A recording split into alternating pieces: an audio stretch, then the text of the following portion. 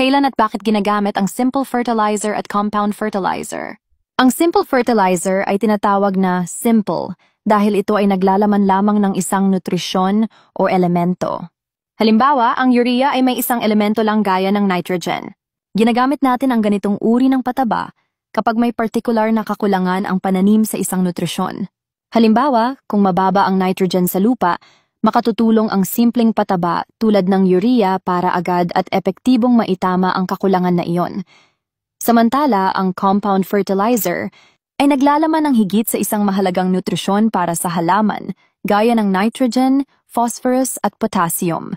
Ginagamit ang mga ito kapag nais magbigay ng maraming nutrisyon ng sabay-sabay, lalo na kung ang lupa ay kulang sa iba't ibang elemento. Mainam ito kung ang pananim ay may kakulangan sa maraming nutrisyon o kung ang lupa ay hindi balanse ang taglay na sustansya. Ang pagpili sa pagitan ng simple at compound fertilizer ay nakadepende sa pangangailangan ng pananim at sa resulta ng pagsusuri sa lupa. Kung isang nutrisyon lang ang kailangan ng halaman, mas mainam ang simple fertilizer.